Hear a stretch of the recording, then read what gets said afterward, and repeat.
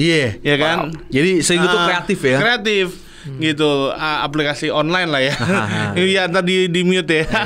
Ini kita berselingkuh tuh karena tadi mulai kayak sok keren, sok pinter, sok iye gitu.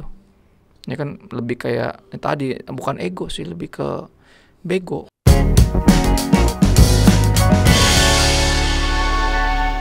Bung Kristo Tapieru. Oke. Selalu jadwalnya kita minta setahun sekali. Di tempat pasti yang harus sama. ada di Baper 1 tahun sekali ya. Yes. Gitu, kita bersyukur. Thank you Bung. Thank you. Kesediaannya dari segala sesuatunya untuk bisa tetap mengisi Baper 1 tahun sekali. Nyempil kegiatan. Thanks for ya. having me. Betul. Jadi Yeah. kalau sama Bung Kristo nih, selain kita podcast, sebenarnya kita juga saling cerita ya. Iya, bener benar. Saling dikuatin. Saling dikuatin ya. Iya. Banyak ada masukan-masukan, ada sesuatu yang kita bisa jadi pegangan. Benar. Terutama dalam iman Kristen gitu kan. Scott. Cik, pendeta banget ngomongin iman Kristen. Haleluya. Oke, Bung nih. Mumpung hari ini adalah bulan Februari nih ya. Oke. Katanya Februari itu bulan cinta-cintaan gitu Benar. kan. Padahal bulan cinta-cintaan orang Kristen itu adalah bulan Paskah harusnya. Iya. Wow. Ya karena kalau kata Bung Kristo ada satu pribadi yang mau mati tanpa untuk dosa manusia. Benar. Itu bukti kasih daripada Tuhan. Yes. Nah, lagi beredar banyak ini Bung, tentang perselingkuhan Bung. Wah, ini sesuatu yang banyak lah, ada yang pernah berselingkuh pakai aplikasi. Iya. Ya kan? Jadi Slingo tuh kreatif ya. Kreatif. Gitu, aplikasi online lah ya. Iya, tadi di mute ya. Terusnya juga yang orang yang ada yang perselingkuhan di pekerjaan tertentu gitu kan, penerbangan dan segala rupanya. Dan banyak orang yang cerita belakangan ini tuh tentang perselingkuhan gitu. Nah, pertanyaannya simpel sih. Pertanyaan awal, kenapa orang tuh bisa selingkuh sih, Bung? Iya, pertanyaan kenapa orang bisa selingkuh sama kayak pertanyaan kenapa kita berdosa sama Tuhan. Iya. Kenapa sih kita bikin dosa? Ada satu hamba Tuhan yang gue kagumi ya. Dia bilang kita bikin dosa tuh karena kita nggak percaya bahwa Tuhan tuh cukup. Oke. Nanti nggak? Kesannya lu mesti nambahin sesuatu yang lain. Kalau nggak nih ada yang kurang nih. Tuhan aja nggak cukup. Nah sama, lu selingkuh karena itu. Istri atau suami gue nggak cukup nih. Gue mesti nambahin yang lain nih. Kurang. Iya benar. Gue nggak cukup puas nih sama dia. Kayaknya gue bisa dapat yang lebih deh dari dia. Itu pikiran-pikiran kayanya tuh. Nggak tahu diri sih sebenarnya. Alasan selingkuh itu sebenarnya. Nggak tahu terima kasih, nggak tahu bersyukur, emang nggak tahu diri. Itu alasannya. Dan sama kayak kita berdosa kan kita selingkuhin Tuhan sebenarnya. Jadi kalau ngomongin tentang selingkuh ini jangan cuma yang ngerasa yang pernah selingkuh doang, yang ngerasa dituduh, tapi kita semua pernah selingkuh. Iya. Rohani minimal, selingkuh rohani. Kita berapa kali bikin dosa? Ya kan kita berdosa, bener tadi kata hamba Tuhan tadi, kita berdosa karena kita ngerasa atau mengira bahwa Tuhan tuh nggak cukup, mesti tambahin yang lain.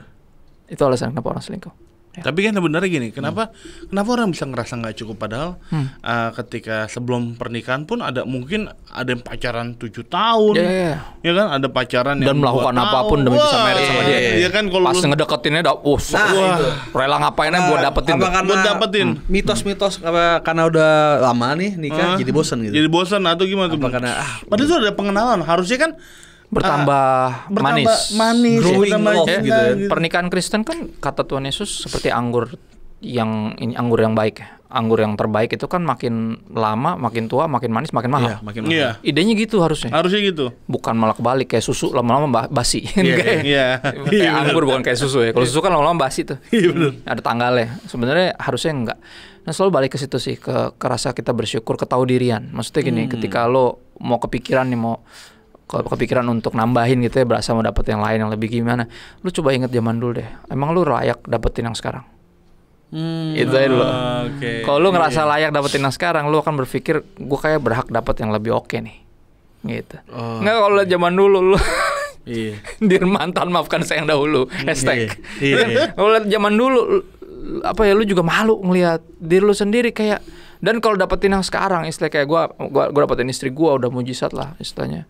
Sesuatu yang gue syukuri dan ungkap rasa syukur itu yang menahan, maksudnya membawa kita tetap setia dan nggak aneh-aneh dan nggak bosan. Ya sampai hari ini puji Tuhan di tahun kita tahun 14. Gue pacaran sama dia 3 tahun, temenan 2 tahun, berarti udah berapa tuh? Ya udah hampir 20 tahun ya kita bareng. Dan nggak pernah lo ada rasa bosan. Kenapa? Karena gue masih nggak nyangka gue bisa dapetin dia sampai hari ini. Gitu. Dan nampaknya itu kunci tuh. Ketika orang lupa diri, dia pikir dia layak, jadi nggak bersyukur. Akhirnya tadi Sebenarnya ya tadi balik lagi, orang selingkuh karena nggak tahu terima kasih sebenarnya. Nggak tahu bersyukur dan berasa layak dapetin yang lebih baik, lebih keren, lebih muda, lebih cakep, lebih ganteng, lebih cantik, lebih seksi, lebih kaya, apapun itu alasan lo. Ya lu tuh nggak lupa diri gitu sebenarnya. Ya kan lu inget gak ini aja bisa dapet tuh anugerah Tuhan. Lu sebenarnya nggak layak dapetin semua yang sekarang Tuhan percayain, dan kalau lu menyadari hal itu, rasa syukur lo yang akan membuat lu setia sebenarnya itu. Tapi ada orang yang gini, Bung. Biasanya egonya yang berbicara gitu, kayak misalkan antara ego atau bego. Nah, whatever lah, pokoknya ada orang yang pada akhirnya ngerasa nggak cukup karena gini, tanpa sadar dia kayak ngerasa bahwa gue kan ganteng, gue punya duit kok gitu loh, gue famous dan segala rupanya. Itu kayak bego sih tuh. Dulu kan kagak ya kan. Iya, dulu kan beta gagak kok gitu ke orang Ambon kan. Dulu kan kagak, lu sekarang aja mendingan. Dulu alay ya kan. Bokeh. Nah bini lu mau sama lu ya kan, bukannya bersyukur, inget aja dulu. Jangan kayak sekarang lu ngerasa udah punya duit, ganteng, viral, followernya banyak. Kagak, lu lihat lu yang dulu, dan di mata Tuhan lu sama persis kayak lu yang dulu, dan kita yang suka lupa kan. Maka Rasul Paulus bilang, hendaklah tiap orang tuh dipanggil, maksudnya hidup tuh seperti ketika awal dia dipanggil. Tahu diri itu maksudnya.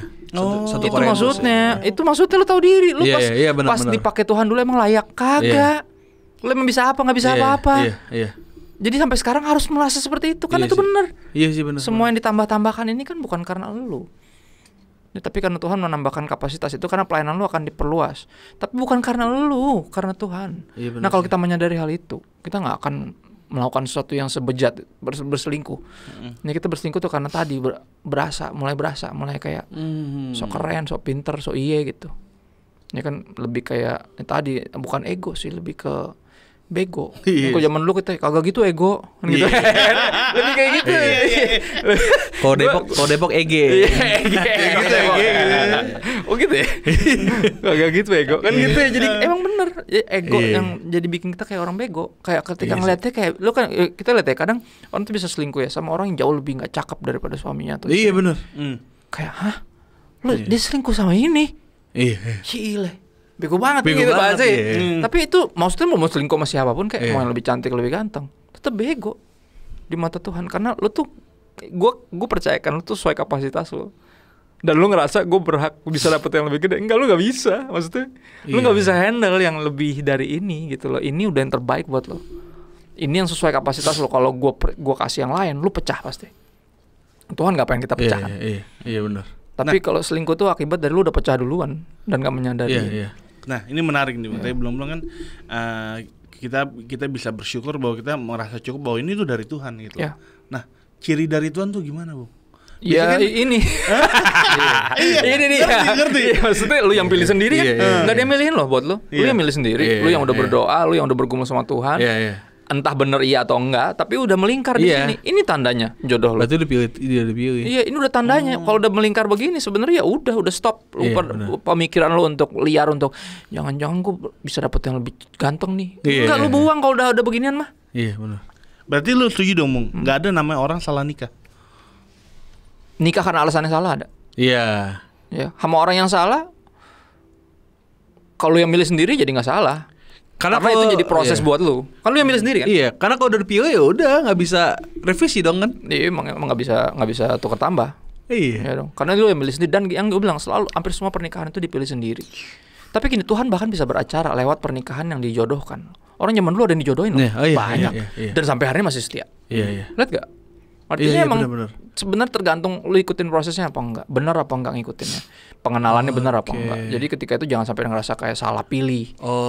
Jadi bisa dibilang walaupun pernikahannya belum beres lah, mungkin nggak dijodohin atau belum beres, tapi semanggi berjalan Tuhan bisa beresin tuh pernikahan tuh. Yang penting kita ikutin proses. Artinya pengenalan mesti lu kejar. Ya kan, ketika orang dijodohin juga kan kenalan dulu lah. Iya dong, pasti dong, jalan lu sekali 2 kali. Mak kayak nggak bisa nih, mak nggak nyambung nih, tulalit nih bocahnya kayak misalnya. Apakah harus tetap nikah? Kan nggak perlu. Iya benar. Tapi pada akhirnya kita pilihan. Ya kalau salah pilih yang disalahin siapa? Ya kita lah. Kita nyalain diri kita, orang kita milih sendiri. Iya benar. Nah jeleknya kan gitu, jodoh siapa yang pilihin, Tuhan apa kita? Ya kita lah. Ya tapi jodoh di tangan Tuhan apa tangan kita? Kalau almarhum Radit bilang satu yang gue selalu ulang ya. Dia bilang jodoh itu di tangan Tuhan, tapi mesti lu ambil pakai tangan lu sendiri. di tangan Tuhan. Jadi nanti ketika lu salah ambil dalam tanda kutip ya, lu nggak bisa nyalain Tuhan. Iya. Lagian gini, mana mungkin Tuhan yang salah? Iya. Itu nggak bersalah. Ya. Adam kan di hari pertama kan manusia pertama nyalain Tuhan. Iya. Perempuan yang kau berikan di sisiku. Iya. Dia ya gara-gara dia gue makan. Coba lu kasih perempuan yang lain. Gak gini kisahnya. Iya. Dan Tuhan pasti gak mungkin bersalah. Makanya Adam didapati harus menanggung resiko dari dosanya. Benar. Pengadilan pertama adalah penggambaran pengadilan terakhir. Artinya di pengadilan terakhir lu gak bisa nyalain siapapun buat kegeblekan lu sendiri. Karena lu yang milih. Iya. Ya, itu yang mesti kita strict pegang. Jadi istilah salah pilih itu, kalaupun salah, lu yang salah, bukan orang lain. Lu yang salah. Itu kan pilihan lu dengan sadar. Lu udah tahu nih orang super egois. Ya, tapi lu bisa lah, berubah lah. Nah, siapa yang salah? Lu lah. Iya. Ya dong kan gak ada yang maksain lu untuk masuk di pernikahan. Mungkin juga karena teman-teman di sekeliling udah bilang ya. Wah semuanya udah bilang, kadang orang tuanya juga udah gak ada restu dari orang tua kan. Kakak rohani bilang jangan deh gitu. Tapi elunya kan terabas. Tuhan belum ngomong tapi. Iya.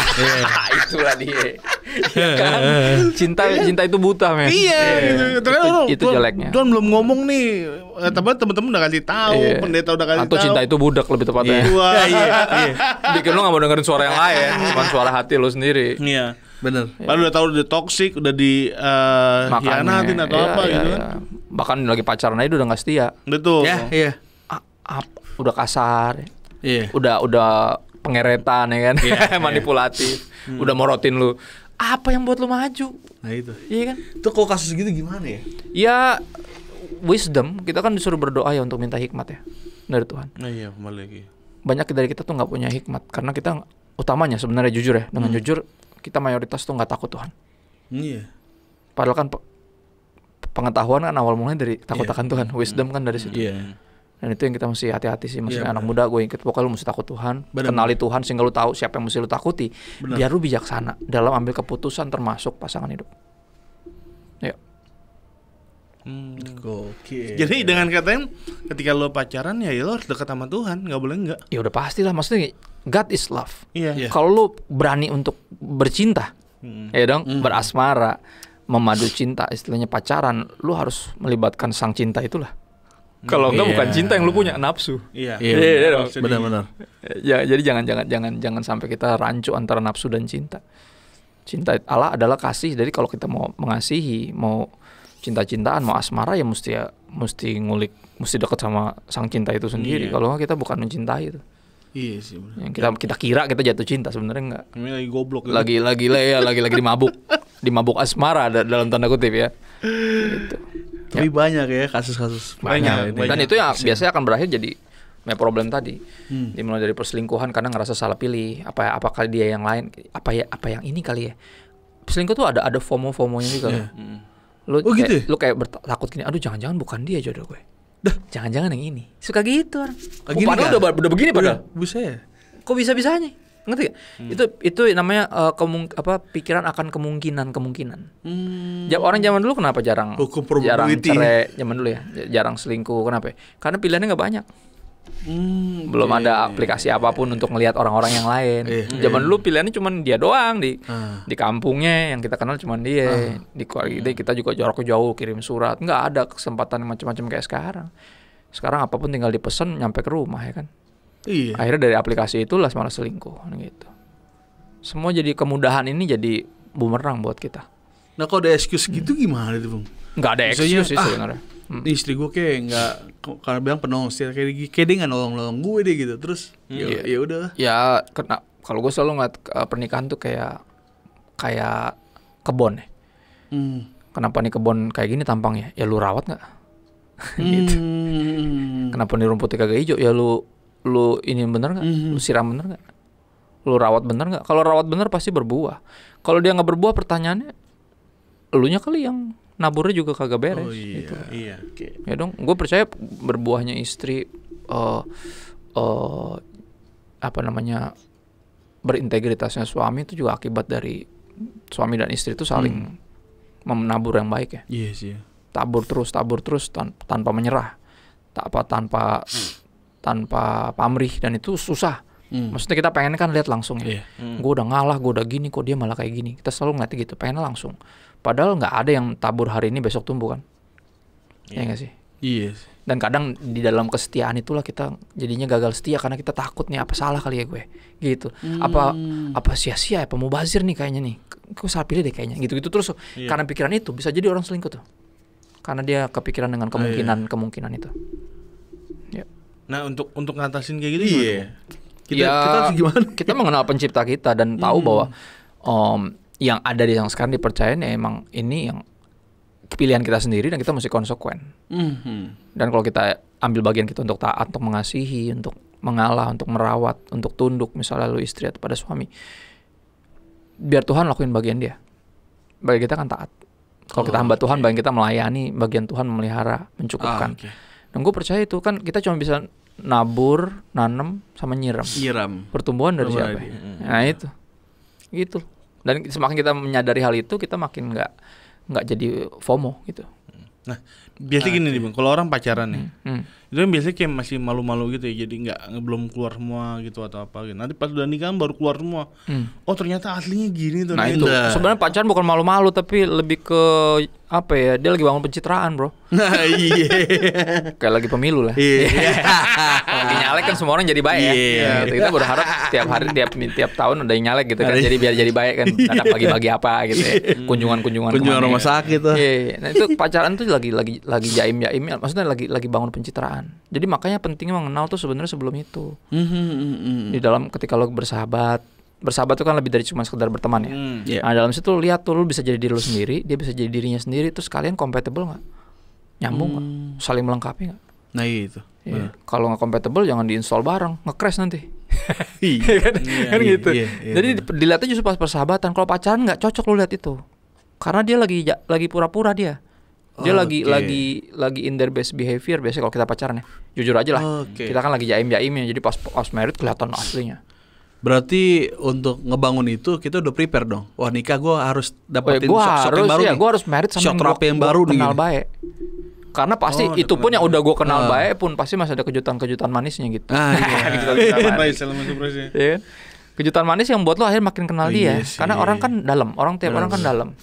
Jadi makin kita kenal dalam pasti ada aja kejutan-kejutan. Karena dia orang biasa sama kayak lu. Iya. Lu ada aja kegeblekan yang dia belum tahu kan? Iya, pasti. Oh, jadi lebih baik tuh kalau misalkan kita mau cari pasangan hidup tuh dimulai dari apa tuh namanya? Bersahabat dulu. Iya. Ketika enggak ada agenda asmara, lu bisa jadi diri lo, dia jadi dirinya. Terus lu lihat nyambung enggak nih? Ya kan bisa sepakat enggak nih? Kalau enggak sepakat ya berarti enggak sepaket, jangan dipaksain kan? Iya benar. Oke benar. Karena banyak orang yang ngerasa dia cantik, dia ganteng, pada akhirnya wah kapan lagi nih gitu kan. Padahal cantik sama ganteng kan pudar seiring dengan waktu. Iya kan? Kebohongan itu, kecantikan, kemolekan, bohong dan sia-sia. Kalau kata Salomo yang istrinya 1000. Udah itu kalau udah valid. Lu dengerinnya dia udah bener deh. Istrinya 1000. Segala macam ada semua. Ras mana ada tuh. He know exactly what he's talking about. Jadi dengerinnya dia. Dia bilang kayak gitu itu tuh semu. Benar. Jadi kan nggak cocok kalau kita langsung mulai dari sana gitu loh. Kalau itu jadi salah satu aspek oke. Tapi kalau itu jadi alasan utama, wah lemah. Iya benar. Lemah. Iya benar. Kalau jadi sama yang karena dia ganteng, lu bisa selingkuh karena ada yang lebih ganteng. Iya benar. Betul. Ya kan kalau jadi karena dia cantik dan seksi, lu bisa selingkuh karena ada yang lebih cantik dan lebih seksi. Jadi itu nggak cocok jadi alasan. Alasan yang salah untuk masuk di hubungan adalah alasan yang akan dipilih jadi untuk alasan dia keluar nanti. Alasannya sama. Iya sih. Oh dia keren. Sama untuk dia masuk. Alasannya sama dia keluar. Iya benar. Itu yang ngeri, makanya alasannya jangan salah. Iya. Jangan sampai salah. Sedangkan orang bergenerasi terus nih, ada regenerasi baru yang muncul lagi, yang lebih cantik muncul lagi. Itu kan kebohongannya kan, makanya hukum ke-10 kan bilang jangan mengingini. Iya. Karena itu jebakannya. Betul. Lo kan selalu ngerasa, wah, kok lebih keren yang itu ya sekarang. Padahal kalau ingat bini lo zaman pada era keemasannya, era kemasan nih. Lu hoki lo dapetin dia kan gitu ya. Bener gak? Dari sekian banyak orang yang lain dia pilih lu mesti tahu diri. Ya, jadi ketika lu udah mulai lebih keren kan, udah lebih ada duit, lebih mapan ya kan. Udahlah nggak usah belagu lah.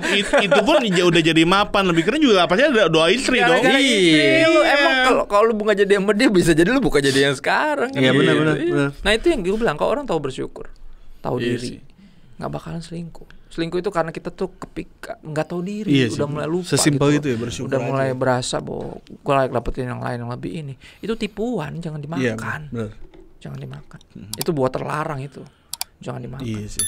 Nah, tapi kayak Bung bilang bahwa apa tuh namanya sebenarnya kayak tadi kita ngomong sebelum mulai tuh kayak sebenarnya perselingkuhan itu juga bukan karena satu pihak doang itu. Kayak misalkan dari pasti ada faktor-faktor kayak misalkan kayak misalkan suami kenapa selingkuh sebenarnya mungkin istrinya belum melayani dengan baik misalnya cara biologis atau apa gitu.